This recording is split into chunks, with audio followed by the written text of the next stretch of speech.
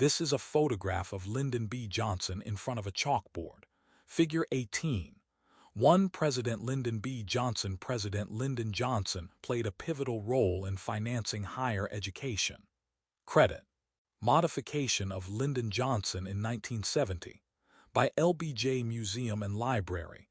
Public domain. Chapter objectives. In this chapter, you will learn about how government borrowing affects investment and the trade balance, fiscal policy, investment, and economic growth, how government borrowing affects private saving, fiscal policy, and the trade balance. Bring it home. Financing higher education. On November 8, 1965, President Lyndon B.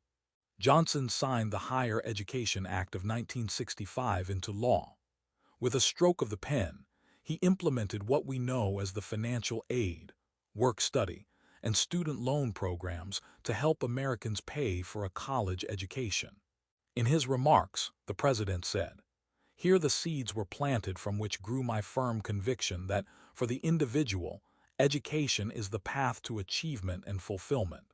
For the nation, it is a path to a society that is not only free but civilized. And for the world, it is the path to peace, for it is education that places reason over force." This act, he said, is responsible for funding higher education for millions of Americans. It is the embodiment of the United States' investment in human capital. Since Johnson signed the act into law, the government has renewed it several times. The purpose of the Higher Education Act of 1965 was to build the country's human capital by creating educational opportunity for millions of Americans. The three criteria that the government uses to judge eligibility are income, full-time or part-time attendance, and the cost of the institution. According to Education.org, in the 2011-2012 school year, over 80% of all full-time college students received some form of federal financial aid. 43% received grants, and another 41% of students aged 15-23 received federal government student loans. The budget to support financial aid has increased not only because of more enrollment, but also because of increased tuition and fees for higher education. In 2022, the government generally took an approach of increasing student aid through programs such as Pell Grant expansion, while also taking steps to ease student loan debt. Governments have many competing demands for financial support. Any spending should be tempered by fiscal responsibility and by looking carefully at the spending's impact. When a government spends more than it collects in taxes, it runs a budget deficit. It then needs to borrow.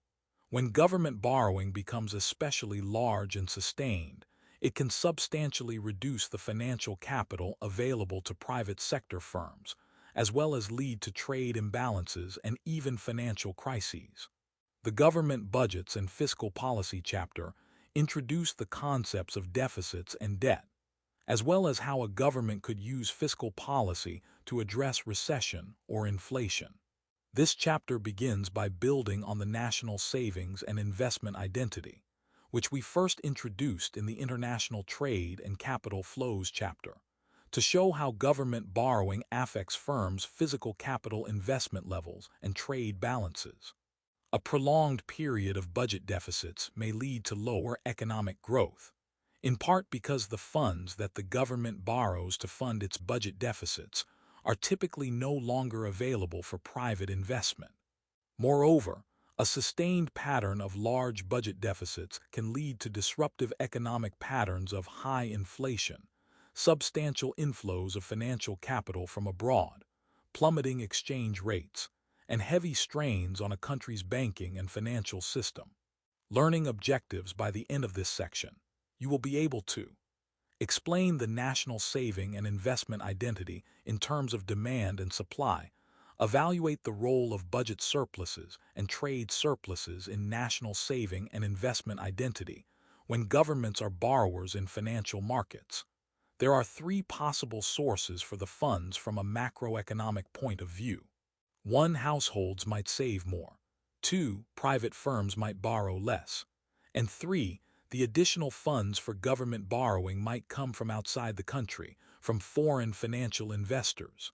Let's begin with a review of why one of these three options must occur, and then explore how interest rates and exchange rates adjust to these connections.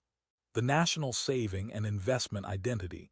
The National Saving and Investment Identity, which we first introduced in the International Trade and Capital Flows chapter, provides a framework for showing the relationships between the sources of demand and supply in financial capital markets. The identity begins with a statement that must always hold true. The quantity of financial capital supplied in the market must equal the quantity of financial capital demanded. The U.S. economy has two main sources for financial capital: private savings from inside the U.S. economy and public savings. Total savings equals private savings S plus public savings T. G. These include the inflow of foreign financial capital from abroad. The inflow of savings from abroad is, by definition, equal to the trade deficit, as we explained in the International Trade and Capital Flows chapter. We can write this inflow of foreign investment capital as imports M minus exports X. There are also two main sources of demand for financial capital: private sector investment I and government borrowing. Government borrowing in any given year is equal to the budget deficit, which we can write as the difference between government spending G and net taxes T. Let's call this equation 1. Quantity supplied of financial capital private savings plus inflow of foreign savings S plus MX equals quantity demanded of financial capital private investment plus government budget deficit I plus GT. Governments often spend more than they receive in taxes, and therefore, public savings TG is negative. This causes a need to borrow money in the amount of GT instead of adding to the nation's savings. If this is the case, we can view governments as demanders of financial capital instead of suppliers. In algebraic terms, we can rewrite the national savings and investment identity like this. Private investment I equals private savings plus public savings plus trade deficit S plus TG plus MX. Let's call this equation 2. We must accompany a change in any part of the national saving and investment identity by offsetting changes in at least one other part of the equation, because we assume that the equality of quantity supplied and quantity demanded always holds. If the government budget deficit changes, then either private saving or investment or the trade balance, or some combination of the three, must change as well. Figure 18.2 shows the possible effects. Following from the national savings and investment identity, charts A and B show what happens to investment, private savings, and the trade deficit when the budget deficit rises or the budget surplus falls. A. If the budget deficit rises or the government budget surplus falls, the results could be 1. Domestic private investment falls, or 2. Private savings rise, or 3. The trade deficit increases or a trade surplus diminishes. The opposite results of each are achieved when the budget deficit falls or the budget surplus rises, as shown in image B. Figure 18. Two effects of change in budget surplus or deficit on investment, savings, and the trade balance chart. A shows the potential results when the budget deficit rises or budget surplus falls. Chart B shows the potential results when the budget deficit falls or budget surplus rises. What about budget surpluses and trade surpluses? The national saving and investment identity must always hold true because, by definition, the quantity supplied and quantity demanded in the financial capital market must always be equal. However, the formula will look somewhat different if the government budget is in deficit rather than surplus, or if the balance of trade is in surplus rather than deficit. For example, in 1999 and 2000, the U.S. government had budget surpluses, although the economy was still experiencing trade deficits. When the government was running budget surpluses, it was acting as a saver rather than a borrower, and supplying rather than demanding financial capital. As a result, we would write the national saving and investment identity during this time as quantity supplied of financial capital private savings plus trade deficit plus government surpluses plus MX TG equals quantity demanded of financial capital private investment I. Let's call this equation 3. Notice that this expression is mathematically the same as equation 2, except the savings and investment sides of the identity have simply flipped sides. During the 1960s, the U.S. government was often running a budget deficit, but the economy was typically running trade surpluses. Since a trade surplus means that an economy is experiencing a net outflow of financial capital, we would write the national saving and investment identity as quantity supplied of financial capital private savings, S equals quantity demanded of financial capital private investment, plus outflow of foreign savings plus government budget deficit I plus X, M, plus GT, instead of the balance of trade representing part of the supply of financial capital, which occurs with a trade deficit. A trade surplus represents an outflow of financial capital leaving the domestic economy and invested elsewhere in the world. Quantity supplied of financial capital private savings, S equals quantity demanded of financial capital demand private investment, plus government budget deficit plus trade surplus I plus GT plus X, M. We assume that the point to these equations is that the national saving and investment identity always hold. When you write these relationships, it is important to engage your brain and think about what is on the supply and demand side of the financial capital market before you start your calculations. As you can see in Figure 18. 3. The Office of Management and Budget shows that the United States has consistently run budget deficits since 1977, with the exception of 1999 and 2000.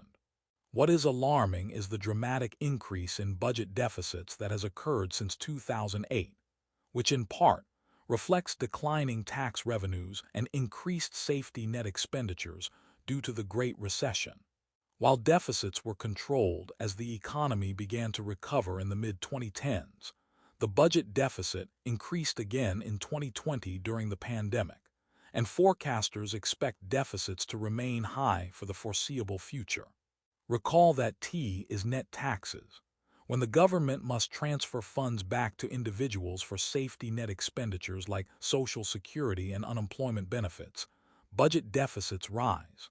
These deficits have implications for the future health of the U.S. economy.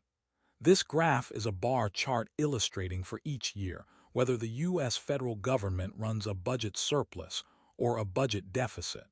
The y-axis measures the federal surplus or deficit in billions of dollars from $3,500 billion or $3.5 trillion to $500 billion in increments of $500 billion. The x-axis shows years from 1952 to 2020.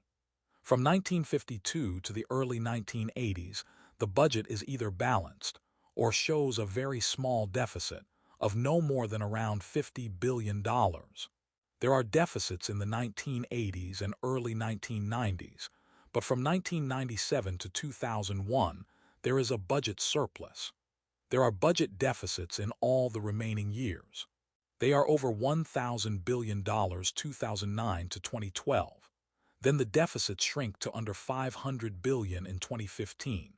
Then deficits grow again yearly to nearly $1,000 billion in 2019 and over $3,000 billion or $3 trillion in 2020. Figure 18.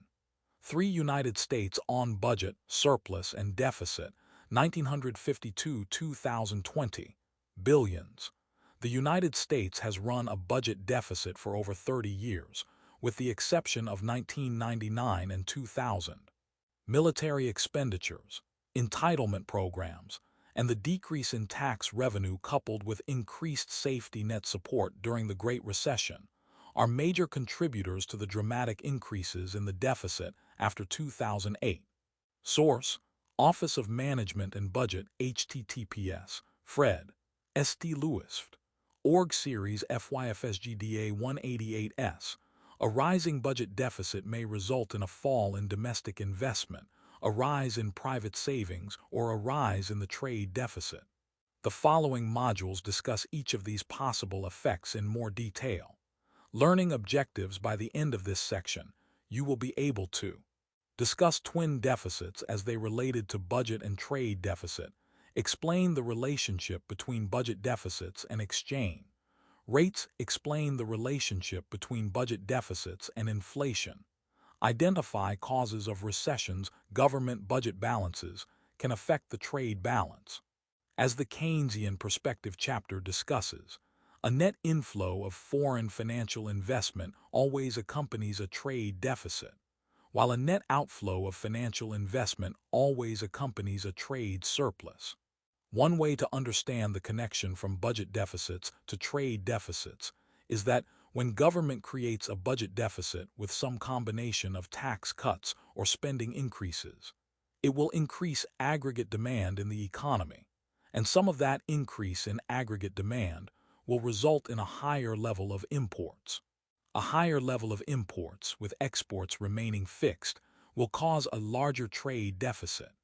That means foreigners' holdings of dollars increase as Americans purchase more imported goods. Foreigners use those dollars to invest in the United States, which leads to an inflow of foreign investment. One possible source of funding our budget deficit is foreigners buying Treasury securities that the U.S. government sells. Thus, a trade deficit often accompanies a budget deficit. Twin deficits. In the mid-1980s, it was common to hear economists and even newspaper articles refer to the twin deficits, as the budget deficit and trade deficit both grew substantially. Figure 18.4 shows the pattern.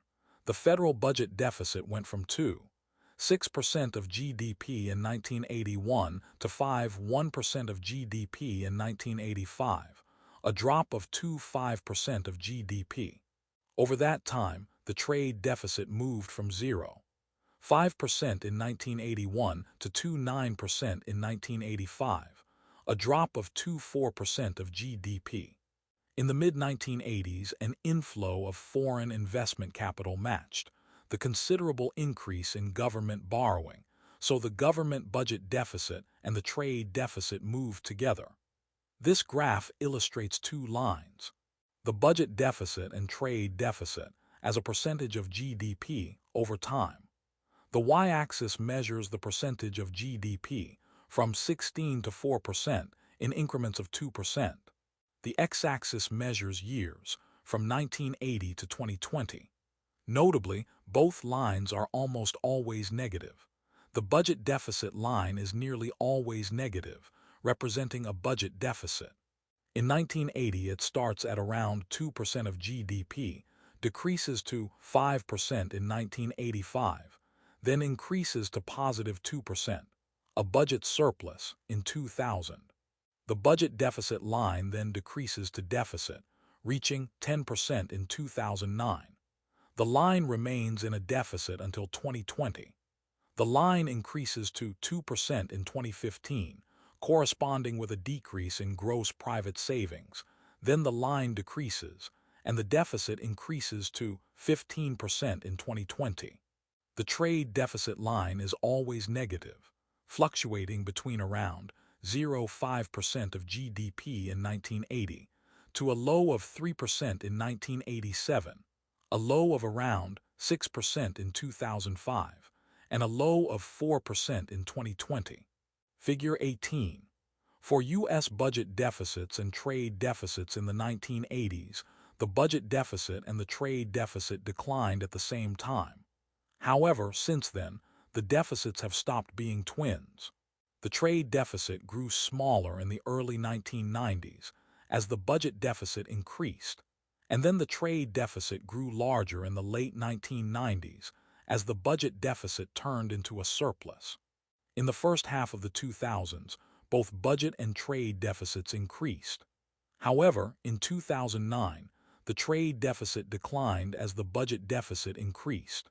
Through the 2010s, the trade deficit remained relatively stable as the budget deficit declined. While the budget deficit increased in 2020, there has been hardly any change in the trade deficit. Of course, no one should expect the budget deficit and trade deficit to move in lockstep, because the other parts of the national saving and investment identity, investment and private savings, will often change as well. In the late 1990s, for example, the government budget balance turned from deficit to surplus, but the trade deficit remained large and growing. During this time, the inflow of foreign financial investment was supporting a surge of physical capital investment by U.S. firms. In the first half of the 2000s, the budget and trade deficits again increased together, but in 2009, the budget deficit increased while the trade deficit declined. Through the 2010s, as there were bigger changes in the budget deficit, the trade deficit remained stable. The budget deficit and the trade deficits are related to each other, but they are more like cousins than twins. Budget deficits and exchange rates can also help to explain why budget deficits are linked to trade deficits.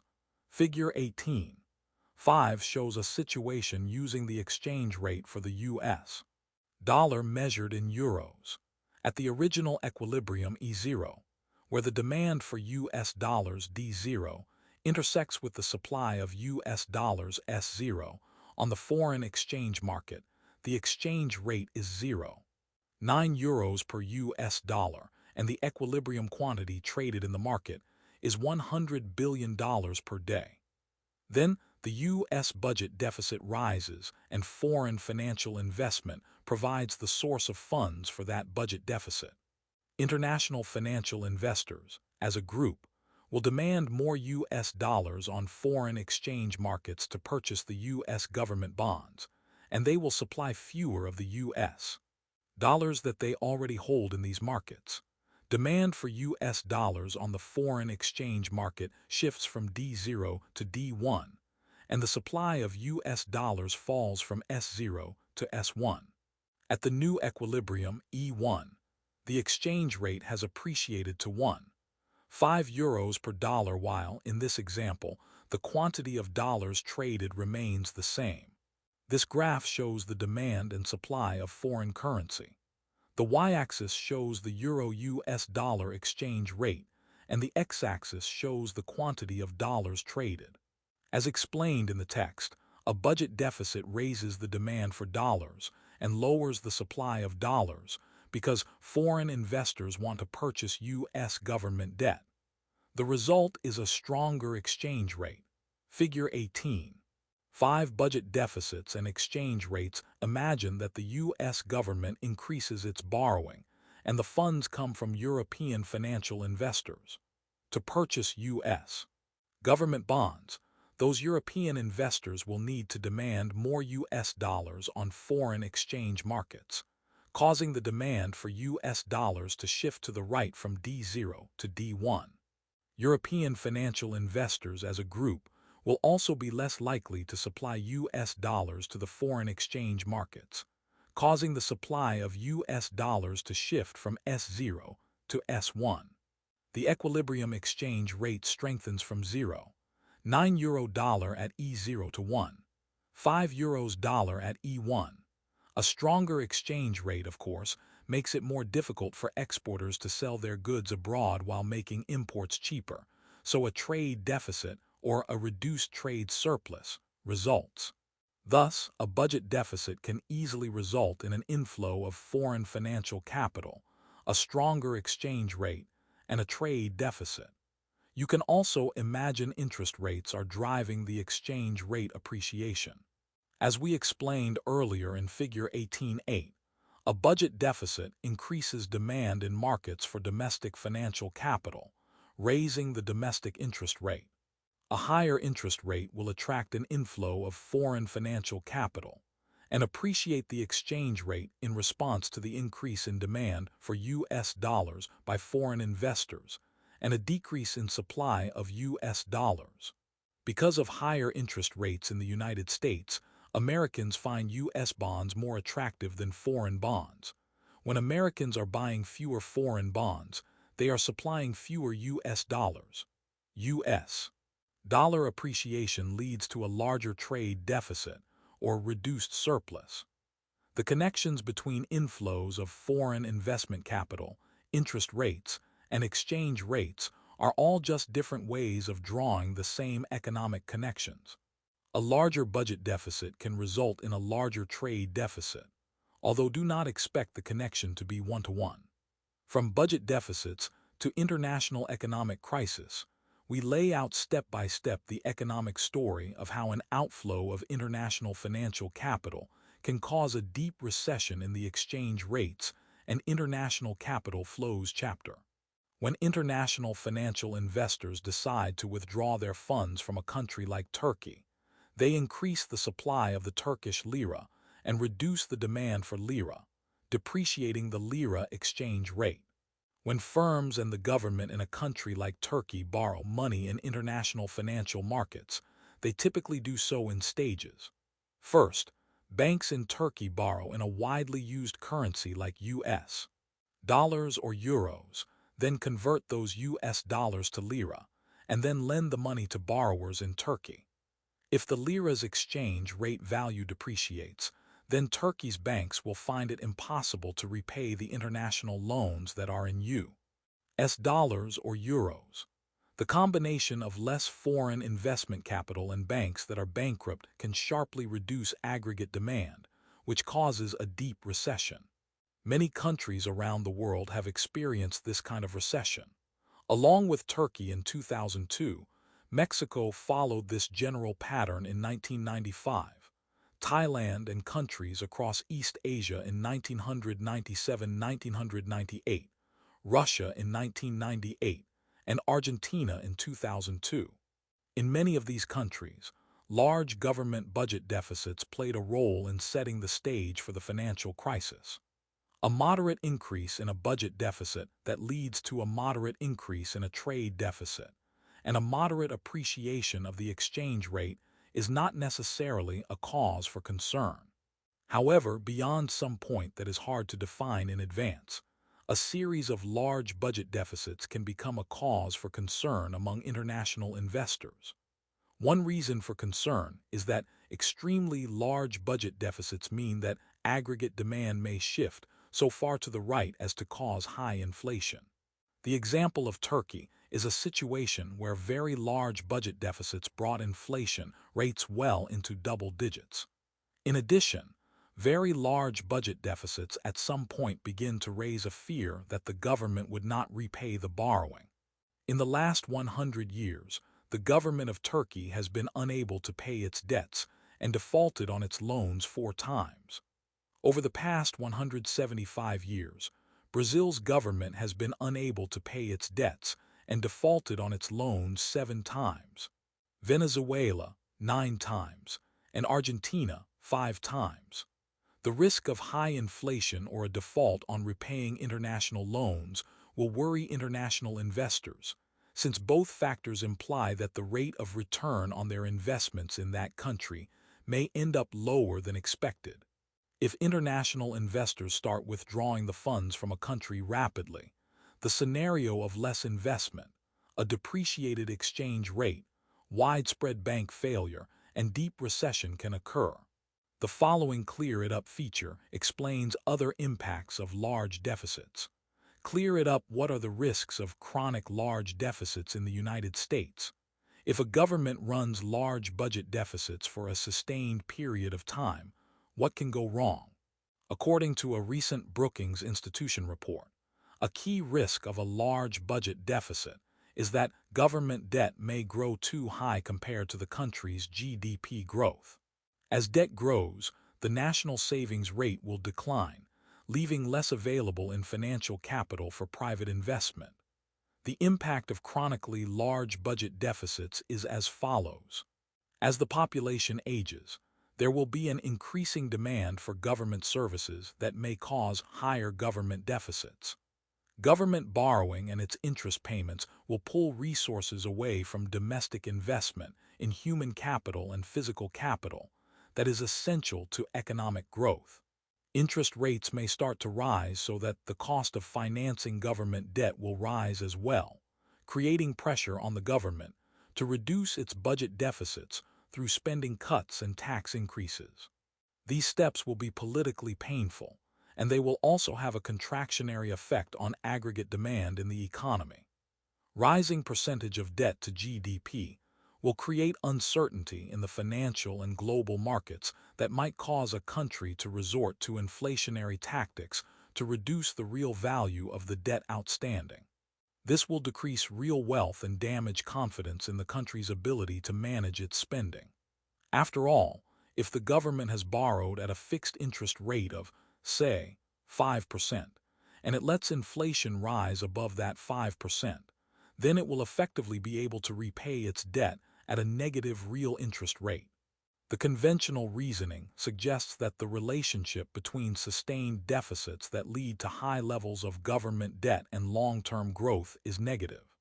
How significant this relationship is, how big an issue it is compared to other macroeconomic issues, and the direction of causality is less clear.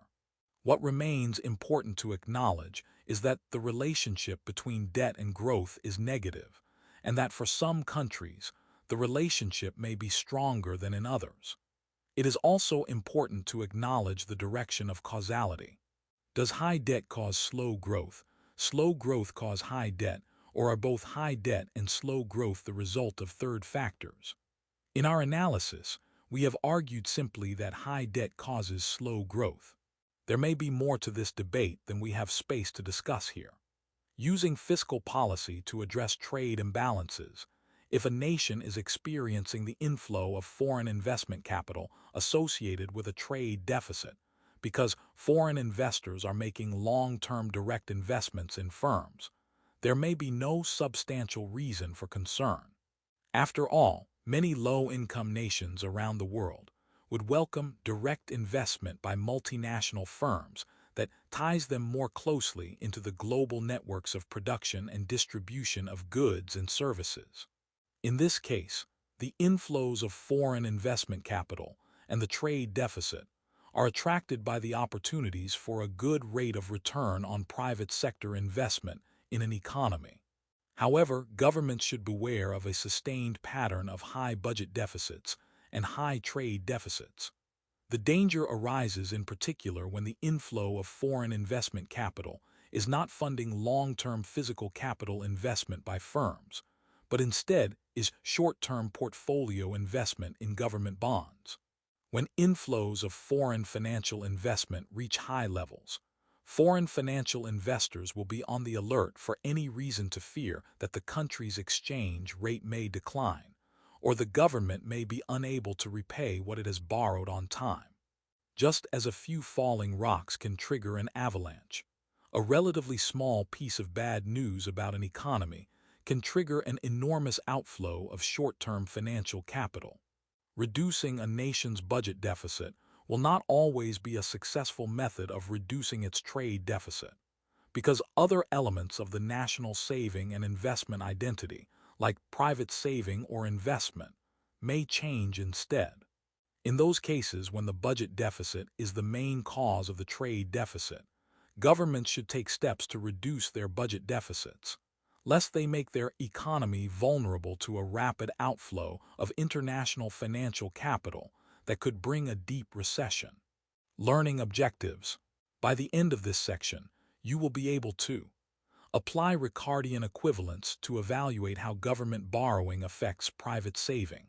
Interpret a graphic representation of Ricardian equivalence. A change in government budgets may impact private saving.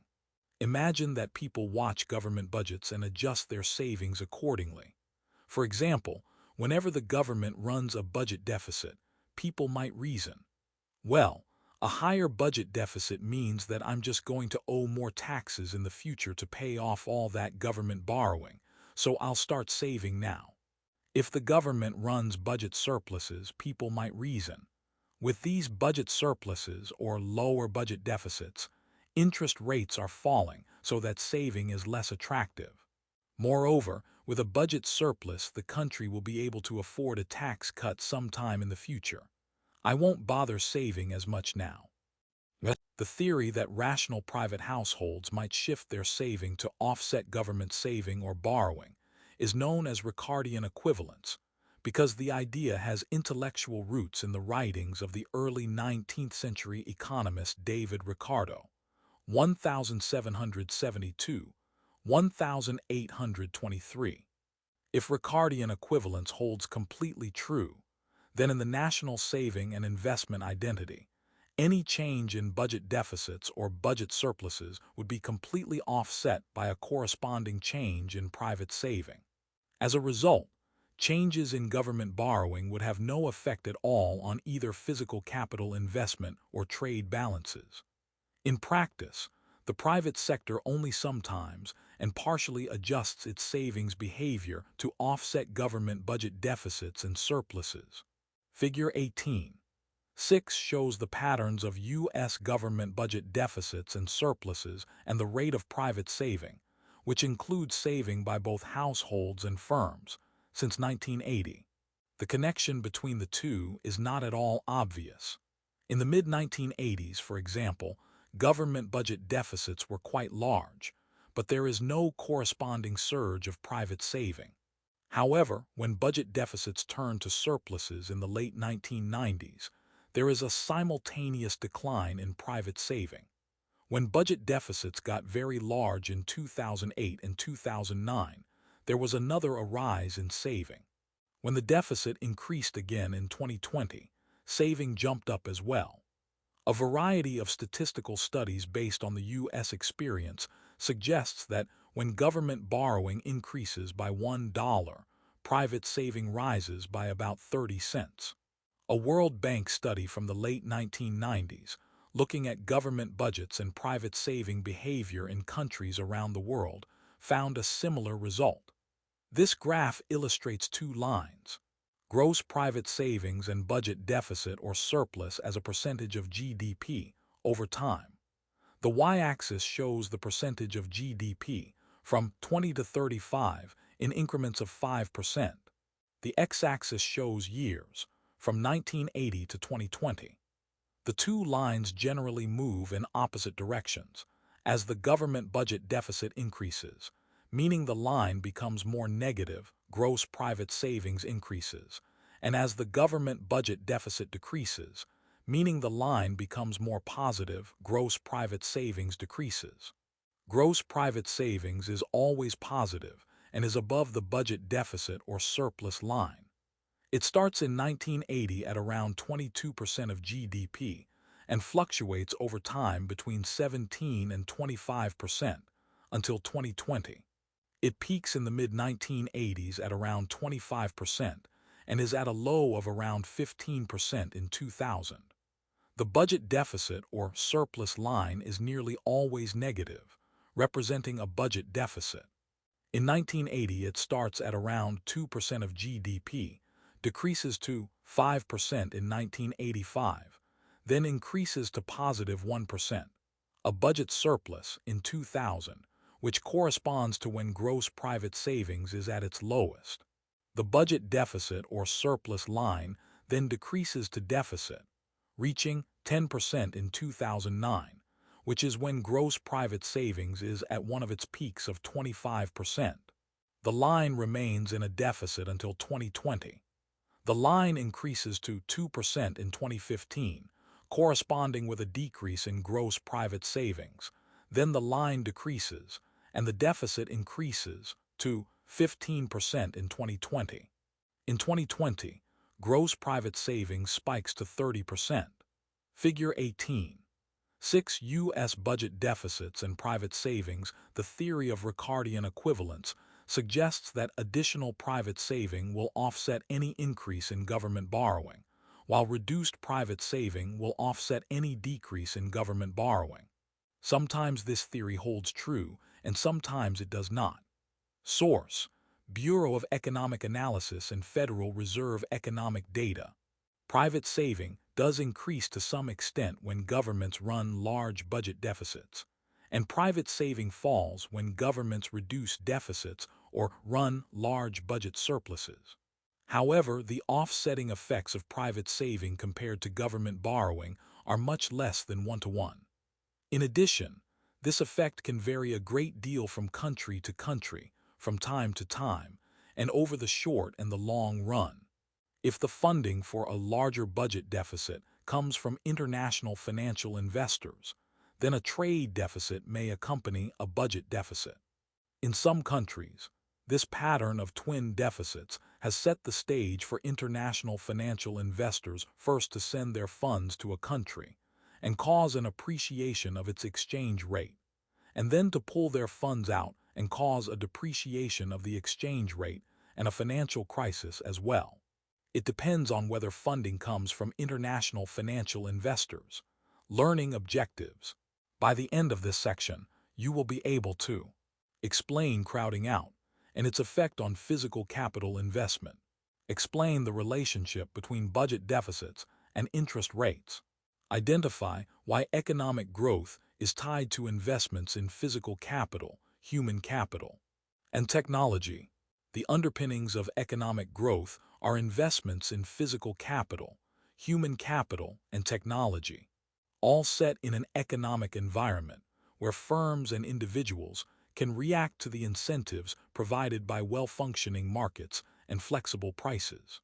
Government borrowing can reduce the financial capital available for private firms to invest in physical capital. However, government spending can also encourage certain elements of long-term growth, such as spending on roads or water systems, on education, or on research and development that creates new technology. Crowding out physical capital investment. A larger budget deficit will increase demand for financial capital. If private saving and the trade balance remain the same, then less financial capital will be available for private investment in physical capital. When government borrowing soaks up available financial capital and leaves less for private investment in physical capital, economists call the result crowding out. To understand the potential impact of crowding out, consider the U.S. economy's situation before the exceptional circumstances of the recession that started in late 2007. In 2005, for example, the budget deficit was roughly 3% of GDP. Private investment by firms in the U.S. economy has hovered in the range of 14% to 18% of GDP in recent decades. However, in any given year, roughly half of U.S. investment in physical capital just replaces machinery and equipment that has worn out or become technologically obsolete. Only about half represents an increase in the total quantity of physical capital in the economy.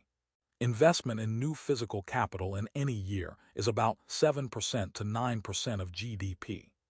In this situation, even U.S. budget deficits in the range of 3% of GDP can potentially crowd out a substantial share of new investment spending. Conversely, a smaller budget deficit or an increased budget surplus increases the pool of financial capital available for private investment. Link it up. Visit this website to view the U.S. debt clock. Figure 18.7 shows the patterns of U.S. budget deficits and private investment since 1980. If greater government deficits lead to less private investment in physical capital, and reduced government deficits or budget surpluses lead to more investment in physical capital, these two lines should move up and down simultaneously. This pattern occurred in the late 1990s and early 2000s. The U.S. federal budget went from a deficit of 2% of GDP in 1995 to a budget surplus of 2.4% of GDP in 2000, a swing of 4.6% of GDP. From 1995 to 2000, private investment in physical capital rose from 15% to 18% of GDP, a rise of 3% of GDP. Then, when the U.S. government again started running budget deficits in the early 2000s, less financial capital became available for private investment, and the rate of private investment fell back to about 15% of GDP by 2003. However, in more recent years, In the 2010s, after the economy recovered from the Great Recession, private investment as a share of GDP increased even as deficits slightly worsened, especially around 2016. And while the deficit increased substantially in 2020, private investment as a share of GDP did not. This graph illustrates two lines: private investment as a percentage of GDP and budget deficits or surpluses as a percentage of GDP. Each is measured over time. The y-axis shows the percentage of GDP from 15 to 25 in increments of 5%.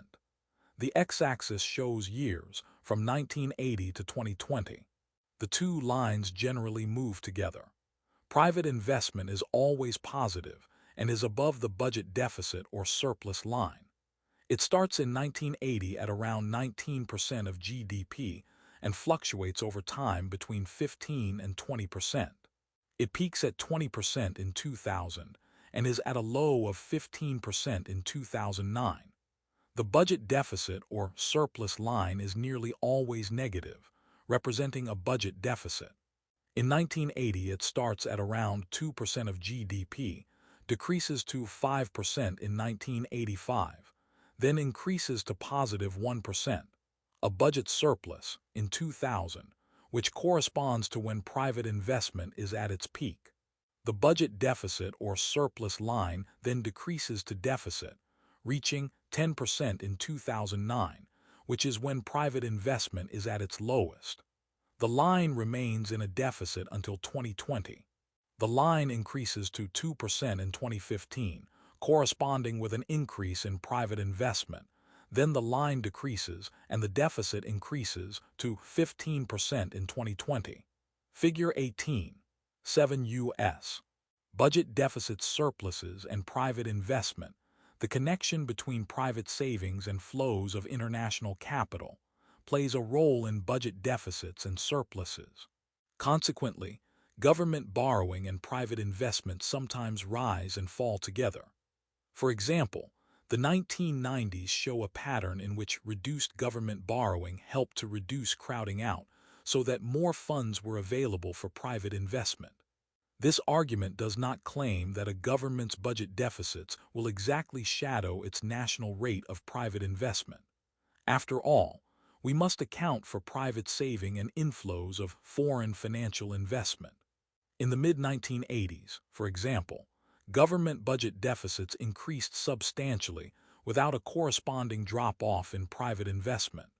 In 2009, non-residential private fixed investment dropped by $300 billion from its previous level of $1,941 billion in 2008, primarily because, during a recession, firms lack both the funds and the incentive to invest. Investment growth between 2009 and 2014 averaged approximately 5.9% to $2,210, $5 billion, only slightly above its 2008 level, according to the Bureau of Economic Analysis. During that same period, interest rates dropped from 3.94% to less than 0.25%, as the Federal Reserve took dramatic action to prevent a depression by increasing the money supply through lowering short-term interest rates. The crowding out of private investment due to government borrowing to finance expenditures appears to have been suspended after the Great Recession. The interest rate connection. Assume that government borrowing of substantial amounts will have an effect on the quantity of private investment. How will this affect interest rates in financial markets?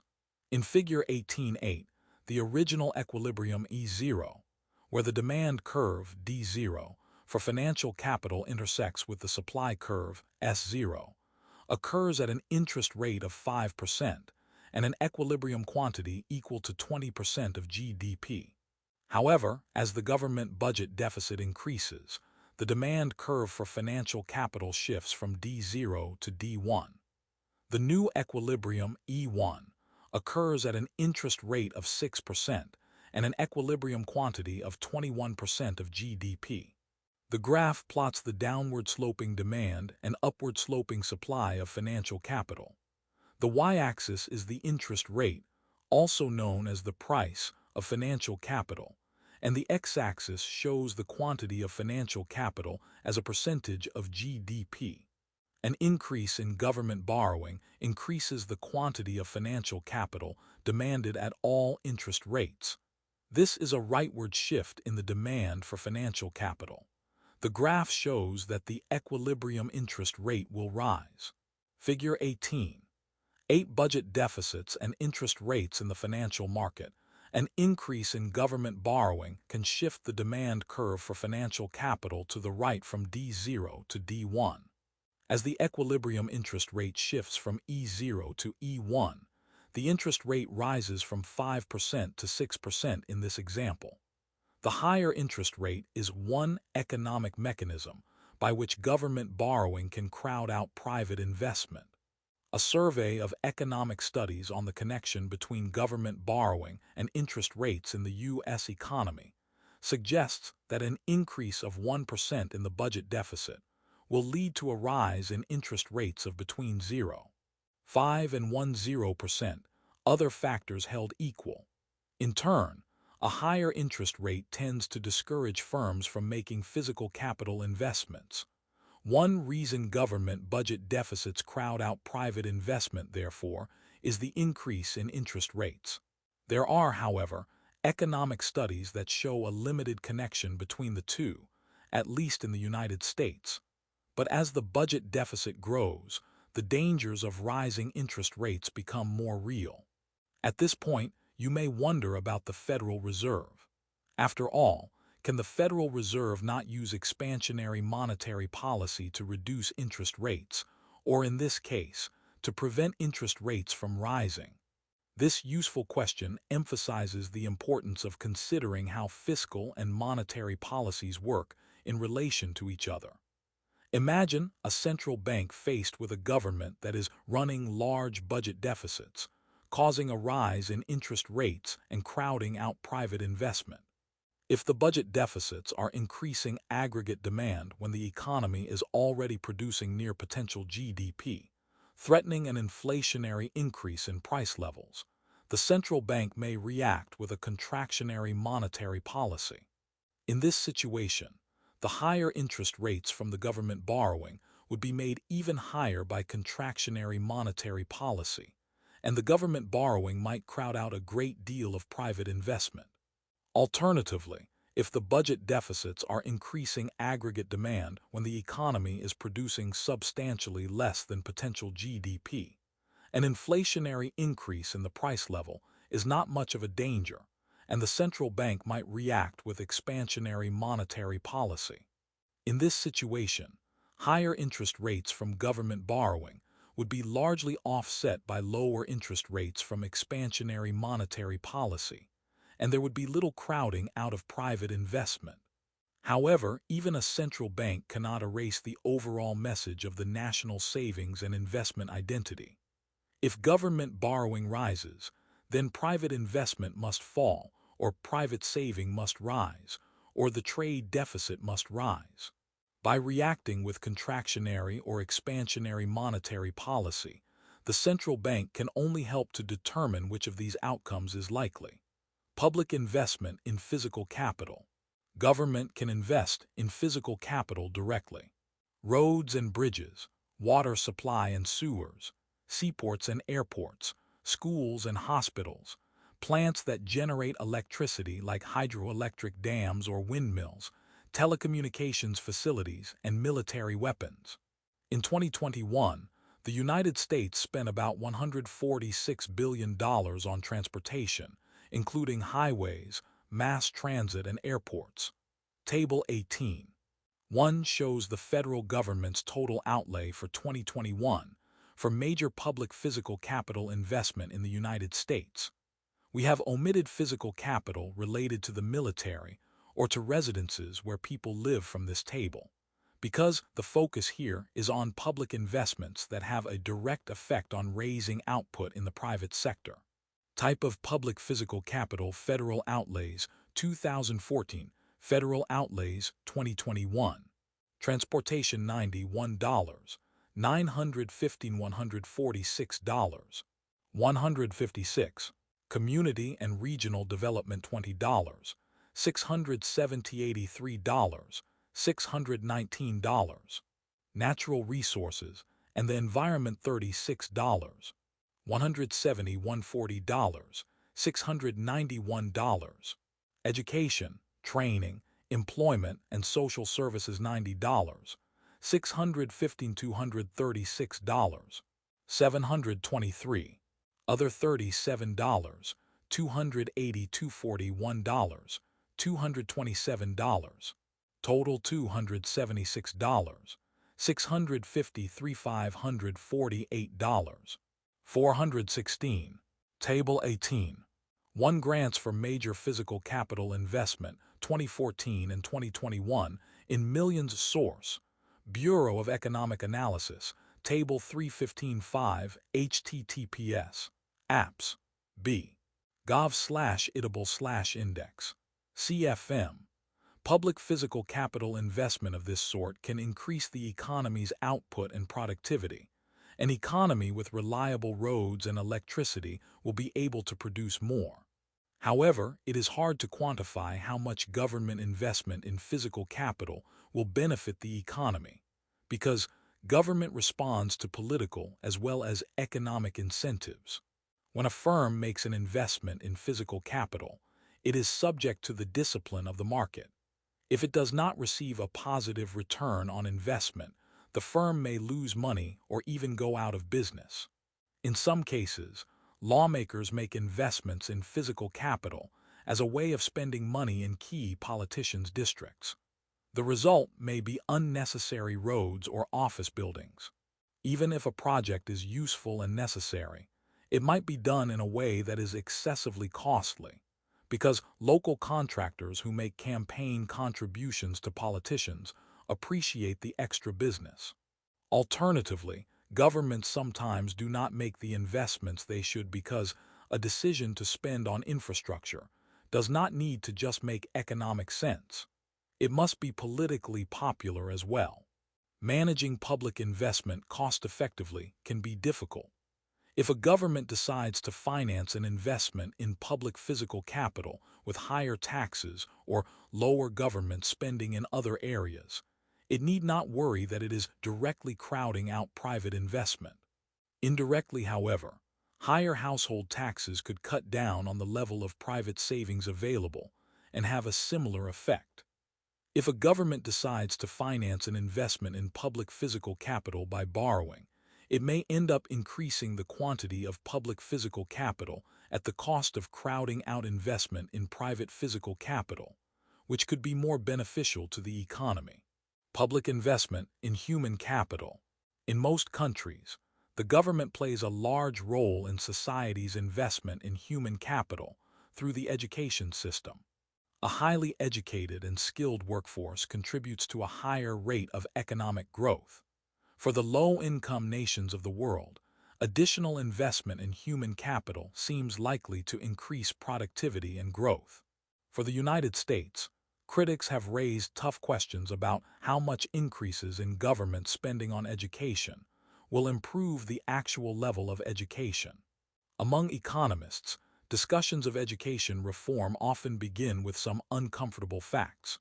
As Figure 18.9 shows, total federal spending in the U.S. for kindergarten through grade 12, K-12, increased substantially in nominal dollars through 2010, declined slightly in 2011 and 2012, and began rising again after that through 2020. However, as measured by standardized tests like the SAT, the level of student academic achievement has barely budged in recent decades. On international tests, U.S. students lag behind students from many other countries. Of course, test scores are an imperfect measure of education for a variety of reasons. It would be difficult, however, to argue that there are not real problems in the U.S. education system and that the tests are just inaccurate. This graph illustrates government spending on education over time. The y-axis measures spending in billions of dollars, from 0 to 800, in increments of 100 billion. The x-axis shows years, from 1998 to 2020. The line increases over time, from slightly over $300 billion in 1998 to a plateau of around $550 billion in 2009. It is roughly constant here until 2012, then it rises again to $700 billion in 2019. Figure 18. 9 total spending for elementary, secondary, and vocational education, 1998-2020. In the United States, the graph shows that government spending on education was continually increasing up until 2008, where it leveled off until 2010, then declined slightly in 2011 and 2012. Since 2012, spending has steadily increased. Source: Federal Reserve Economic Data, FRED, https, Fred, St. Louis. Org Series G1602918-027 and BEA. The fact that increased financial resources have not brought greater measurable gains in student performance has led some education experts to question whether the problems may be due to structure, not just to the resources spent. Other government programs seek to increase human capital either before or after the K-12 education system. Programs for early childhood education, like the federal Head Start program, are directed at families where the parents may have limited educational and financial resources. Government also offers substantial support for universities and colleges. For example, in the United States, about 60% of students take at least a few college or university classes beyond the high school level. In Germany and Japan, about half of all students take classes beyond the comparable high school level. In the countries of Latin America, only about 1 student in 4 takes classes beyond the high school level, and in the nations of sub-Saharan Africa, only about 1 student in 20.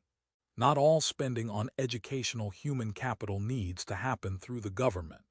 Many college students in the United States pay a substantial share of the cost of their education. If low-income countries of the world are going to experience a widespread increase in their education levels for grade school children, government spending seems likely to play a substantial role. For the U.S. economy and for other high-income countries, the primary focus at this time is more on how to get a bigger return from existing spending on education and how to improve the performance of the average high school graduate, rather than dramatic increases in education spending. How fiscal policy can improve technology. Research and development (R&D) efforts are the lifeblood of new technology. According to the National Science Foundation, federal outlays for research, development, and physical plant improvements to various governmental agencies have remained at an average of 8% of GDP. About 1/5 of U.S. R&D spending goes to defense and space-oriented research. Although defense-oriented R&D spending may sometimes produce consumer-oriented spin-offs, R&D that is aimed at producing new weapons is less likely to benefit the civilian economy than direct civilian R&D spending. Fiscal policy can encourage R&D using either direct spending or tax policy. Government could spend more on the R&D that it carries out in government laboratories, as well as expanding federal R&D grants to universities and colleges, nonprofit organizations, and the private sector. By 2014, the federal share of R&D outlays totaled $135.5 billion, or about 4% of the federal government's total budget outlays, according to data from the National Science Foundation. Fiscal policy can also support R&D through tax incentives, which allow firms to reduce their tax bill as they increase spending on research and development. Summary of fiscal policy: investment and economic growth. Investment in physical capital, human capital, and new technology is essential for long-term economic growth, as Table 18.2 summarizes. In a market-oriented economy, private firms will undertake most of the investment in physical capital, and fiscal policy should seek to avoid a long series of outsized budget deficits that might crowd out such investment. We will see the effects of many growth-oriented policies very gradually over time. As students are better educated, we make physical capital investments, and man invents and implements new technologies. Physical capital, human capital, new technology. Private sector, new investment in property and equipment, on-the-job training, research and development. Public sector, public infrastructure, public education, job training, research and development, encouraged through private sector incentives and direct spending. Table 18. 2. Investment role of public and private sector in a market economy. Bring it home. Financing higher education. According to the Bureau of Labor Statistics, between 1980 and 2020, the average tuition and fees at a four-year public university increased from $738 to $9,349. This represents a more than 12-fold increase in this 40-year period. To put this increase into perspective, median yearly household income in the U.S. has increased from about $20,000 to $67,000 during the same time, about a 3-5-fold increase. Clearly, college is becoming increasingly expensive, even as it continues to provide the same benefits that were mentioned at the beginning of this chapter by President Lyndon B. Johnson. Crucial to the mission of higher education is the Pell Grant Program, which was initiated by President Johnson as part of the Higher Education Act of 1965.